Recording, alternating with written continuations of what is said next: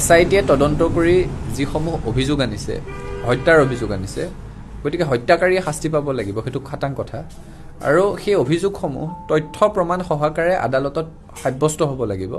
আৰু যেতিয়া দোষীয়ে, অপৰাধীয়ে, হত্যাকাৰীয়ে কঠোৰ আইনী শাস্তি পাব, তেতিয়াহে অসমৰ মানুহ আমি আশ্বস্ত হ'ব পাৰিম যে জুবিন গাৰ্গে ন্যায় পালে। জুবিন গাৰ্গৰ ন্যায়ৰ জৰিয়তে অসমৰ লাখ লাখ জুবিন গাৰ্গৰ অনুৰাগীয়ে ন্যায় পালে, তেওঁৰ পত্নী, তেখেতৰ ভগ্নী সম্বন্ধিতা, তেওঁৰ পৰিয়ালটোৱে ন্যায় পালে।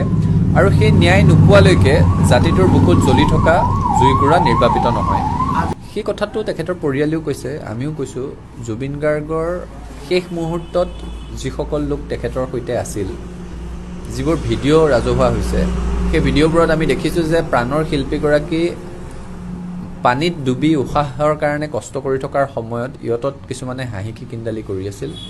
সেই মানুহবোৰো আদালতৰ কাঠগড়াত আহি থিয় হ'ব লাগিব। সেই মানুহবিলাকেও অসমৰ ৰাইজক জবাব দিব লাগিব। তেওঁলোকৰ ভাষ্য কি অসমৰ ৰাইজে গম পাব লাগিব। নহ'লে অসমৰ মানুহৰ বুকুত জ্বলি থকা ন্যায়ৰ জুইকুৰা কেনেকৈ নিৰ্বাপিত হ'ব? নহয় কোনো কাৰণত।